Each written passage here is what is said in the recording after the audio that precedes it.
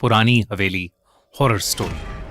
कहते हैं इस दुनिया में कुछ ऐसे राज हैं जो सामने ना आए तो ही अच्छा है। इस दुनिया में कुछ शक्तियां हैं जिन्हें हम देख नहीं सकते पर महसूस जरूर कर सकते हैं। उन्हीं में एक भयानक शक्ति हर 100 साल बाद जाग उठती है। आज की कहानी उसी शक्ति के बारे में है। रिहान और नेहा दोनों ही राइटर्स थे और मुंबई शहर की भागदौड़ से थक चुके थे। दोनों ने फैसला किया कि वो मुंबई शहर से दूर एक घर ढूंढेंगे और वहीं रहेंगे। महाराष्ट्र में एक छोटे से गांव में उन्हें एक हवेली मिली और वो दोनों उसमें शिफ्ट हो गए।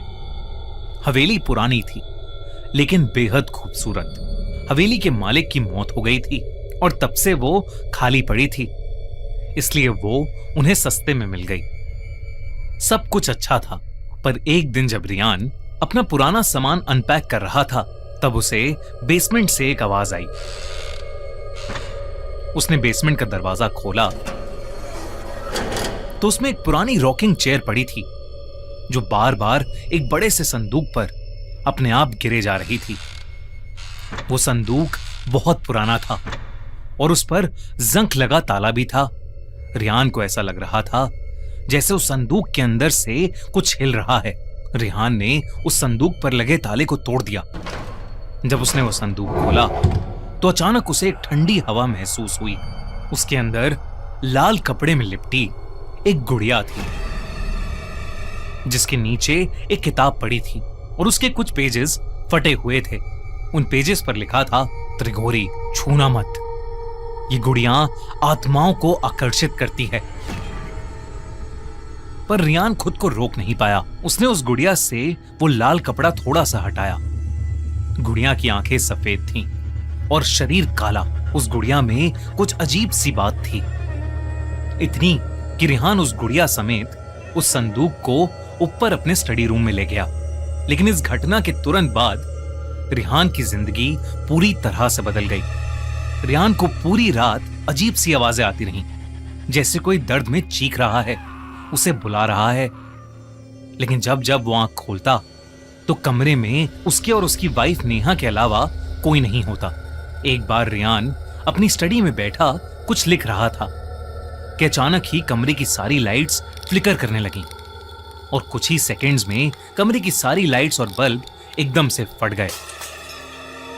तभी उसे घर के बाहर किसी के जोर से चिल्लाने की आवाज आई। उसने बाहर जाकर देखा तो वहां एक काली बिल्ली बेरहमी से मरी पड़ी थी।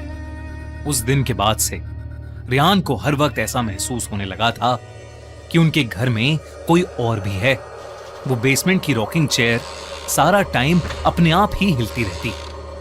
हर समय रियान को चीखें सुनाई देती। उसे रात के अंधेरे में घर के अंदर मरे हुए लोगों के चेहरे भी दिखने लगे थे। वो चेहरे बेहद डरावने होते थे, लेकिन पल भर में उसकी आंखों के सामने से गायब हो जाते थे। रिहान को कुछ समझ नहीं आ रहा था, इसलिए उसने ये सारी बातें नेहा को बताई। लेकिन नेहा को उसकी बातों पर विश्वास नहीं हो रहा था। रिहान ने फैसला किया कि वो संदूक से मिली उस किताब को पढ़कर त्रिगोरी से जुड़ा राज जानने की कोशिश करेगा। रिहान सारा टाइम उस गुड़िया और उन पन्नों को पकड़कर उन्हें डिकोड करने में लगा रहता। रिहान इतना पागल हो चुका था कि वो खुद घर के आसपास के लोगों से त्रिगोरी के बारे में पूछने लगा और तब उसे किसी ने एक पंडित के पास भेजा। जब वो उस पंडित से मिला तो उस पंडित ने रिहान को कुछ ऐसा बताया जिसे सुनकर रिहान के रोंगटे खड़े हो गए। उसने बताया कि हर 100 साल में एक अजीब घटना होती है जब चैत्र अमावस्या, चैत्र पूर्णिमा और बैसाखी अमावस्या एक ही महीने में आते हैं और तब एक बहुत ही भयानक काली शक्ति जाग उठती है, त्रिगोरी। ये 3 रातें 100 साल में एक बार जब अप्रैल के महीने में आती हैं तो अपने साथ एक तबाही लाती हैं। 1 अप्रैल चैत्री अमावस्या से लेकर 30 अप्रैल यानी बैसाखी अमावस्या तक अप्रैल शताब्दी का सबसे खतरनाक महीना बन जाता है और इस पूरे महीने को कहते हैं काल त्रिगोरी। त्रिगोरी अपने साथ एक ऐसा कहर लाता है जो सब कुछ बर्बाद कर सकता है। उस पंडित ने रियान को बताया कि जिस गांव में रिहान अभी रह रहा है, वहां 100 साल पहले एक काला जादू करने वाली औरत ने उसी लाल कपड़े में लिपटी गुड़िया का इस्तेमाल करके काल त्रिगोरी को अपनी नींद से जगाने की कोशिश की थी। और तब एक ही रात में पूरा का पूरा 500 लोगों का गांव मारा गया था और आसपास के सारे गांव में ऐसी बीमारियां फैलने लगीं जिसने कई लोगों की जिंदगी बर्बाद कर दी। ये सब सुनकर रिहान ने उसी पंडित से मदद मांगी। उस पंडित ने रिहान को 2 काली बिल्लियां दी और कहा कि वो अगले 2 दिन में उसके घर आएगा और त्रिगोरी को शांत करेगा। रिहान पूरा दिन घर में उस पंडित के बताए शुद्धिकरण के नुस्खे आजमाता रहता और उन काली बिल्लियों को 24 घंटे अपने पास रखता। रिहान नेहा से कहता कि ये काली बिल्लियां उनको घर की प्रेत आत्मा से बचाएंगी। नेहा से अब रिहान का पागलपन बर्दाश्त नहीं हो रहा था। 2 दिन बाद वो पंडित उनकी हवेली में आया।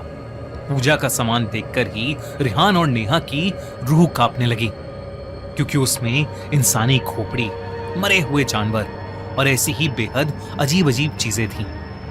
लेकिन उस पंडित ने रिहान को हिम्मत रखने को कहा।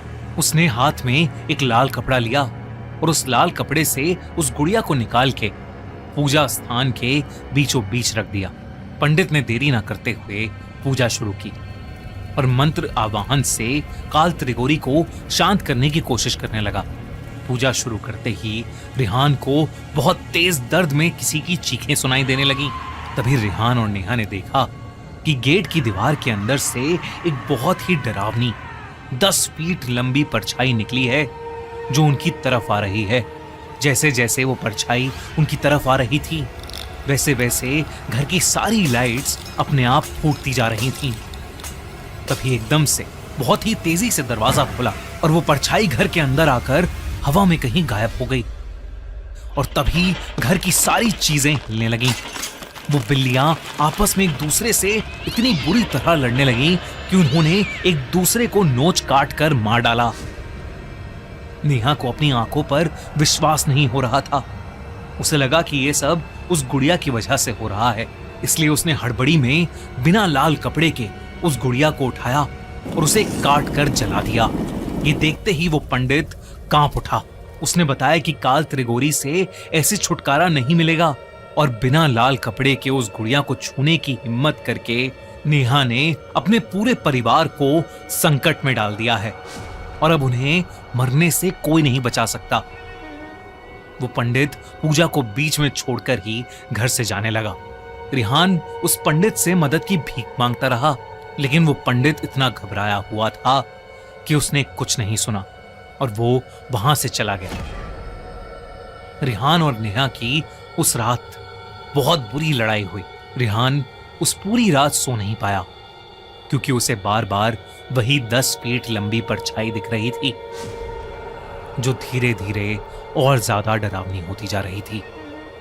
अगली सुबह उसे नेहा की चिल्लाने की आवाज आई। वो उसके पास पहुंचा। तब नेहा ने बताया कि पिछली रात उसके माँ बाप के घर में आग लग गई और उसकी पूरी फैमिली उस फायर एक्सीडेंट में मारी गई। रिहान ने डर के मारे अपना सर पकड़ लिया। वो समझ गया था कि यह सब काल त्रिगोरी की वजह से हो रहा है। कुछ ही देर में उसे एक और खबर मिली। जो पंडित उनके घर पूजा करने आया था, उसे भी किसी ने जंगल में बेरहमी से मारकर छोड़ दिया था। अब रिहान को कुछ समझ नहीं आ रहा था कि वो क्या करे।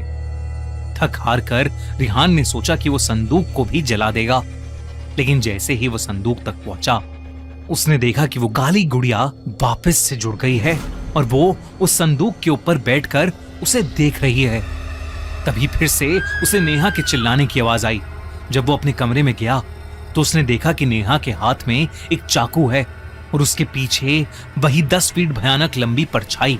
नेहा रिहान को देखकर पागलों की तरह हंस रही थी। इससे पहले कि वो कुछ समझ पाता, नेहा उसकी तरफ भागी। गांव वालों को कई देर तक उन दोनों के चिल्लाने की आवाजें आईं। जब वो लोग उनकी मदद करने पहुंचे तो उन्होंने देखा कि हवेली खुली पड़ी है और हवेली की सारी दीवारों पर खून से काल त्रिगोरी लिखा है। जब गांव वाले हवेली की बेसमेंट में गए तो उनके रोंगटे खड़े हो गए, क्योंकि वो दोनों पति पत्नी घर की बेसमेंट में बेजान पड़े थे। पुलिस की इन्वेस्टिगेशन में उन्हें रियान के स्टडी टेबल पर उसकी डायरी मिली, जिसमें उसने पिछले कुछ दिनों में जो कुछ भी उनके साथ हो रहा था वो सब लिखा था। लेकिन जब पुलिस ने पूरा घर छाना तो उन्हें वहां ना ही कोई संदूक मिला और ना ही कोई गुड़िया। बस दीवारों पर बड़े बड़े खून से लिखे हुए 2 शब्द, काल त्रिघोरी। दोस्तों, आपको क्या लगता है कि क्या है काल त्रिघोरी का रहस्य, और क्या होगा जब वो 100 साल बाद वापस जागेगा? अगर आपको इस इंडियन फोकलोर लेजेंड और राज के बारे में जानना है तो देखिए नई हॉरर फिल्म काल त्रिघोरी, जो थिएटर्स में ऑलरेडी रिलीज हो चुकी है। तो डोंट मिस आउट ऑन काल त्रिघोरी।